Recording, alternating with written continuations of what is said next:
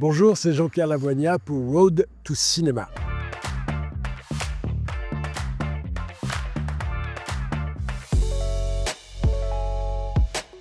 Parce que j'aime le cinéma et beaucoup, et que le destin m'a conduit à devenir journaliste de cinéma. Les rencontres, le hasard des rencontres, l'amitié, tout ça a fait que j'étais ami avec Marc Esposito, qui était fou de cinéma, qui a participé à la création de Première. Il m'a proposé de travailler avec lui, puis d'être son adjoint. Ensuite, on a recréé Studio Magazine ensemble. Mais au début, quand il essayait de me convaincre de venir à plein temps à Première, je disais non, je veux pas écrire sur le cinéma toute ma vie. Et puis 40 ans après, je suis là.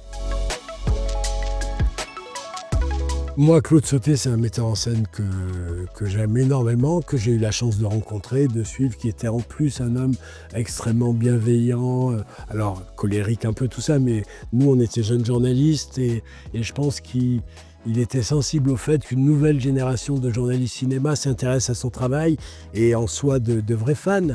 Donc je suis allé sur des tournages, je l'ai interviewé. J'aimais beaucoup le cinéaste et j'aimais beaucoup l'homme aussi, qui était à la fois réservé, et puis les mots se bousculaient, et puis des fois les larmes lui montaient aux yeux. Romy Schneider, c'est pareil, c'est une des premières actrices que j'ai aimées, et c'était pas aussi courant que ça, qu'elle soit aussi belle et aussi émouvante, c'est-à-dire les deux ensemble, et puis dans des films que j'aimais beaucoup, donc qui me touchaient vraiment. Alors elle, hélas, je l'ai croisée, mais jamais interviewée, et il se trouve qu'il y a une dizaine d'années, Sarah Biasini, la fille de Romy Schneider avec qui je suis ami, m'a demandé de m'occuper de la première grande exposition consacrée à Romy Schneider en France. À cette occasion-là, j'ai rencontré le fils de Claude Sauté, puisque Claude Sauté était déjà mort. Et le fils de Claude Sauté, il a gardé tous les souvenirs de son père. Donc il y a des plans de travail, il y a des télégrammes de Romy Schneider, il y a des mots de Romy Schneider. Et donc il me les a prêtés pour l'expo. Et quand je les lui ai rendus, je me suis dit, c'est un peu bête de les lui rendre, mais je ne pouvais pas les garder, mais je me disais, ça serait bien de les faire partager encore plus.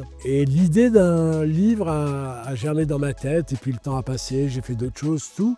Et tout d'un coup, j'ai réalisé qu'en 2022, ça allait être les 50 ans de César et Rosalie. Et je me suis dit, ben voilà, c'est une occasion. Donc j'ai convaincu mon éditrice. Je suis allé voir Yves Sauté et je lui ai demandé s'il voulait bien me prêter tous ces documents. Voilà. Et après, j'ai fait un travail d'enquête. Moi, j'avais fait beaucoup d'interviews de lui. Et après, j'ai regardé les interviews qu'ils avaient données, les images à l'Inal. Et puis après, c'est de tricoter tout ça ensemble. J'ai demandé aussi à des témoignages de gens d'aujourd'hui, ceux qui pensaient des films soit de Romy Schneider, soit des films de Sauté, soit des deux.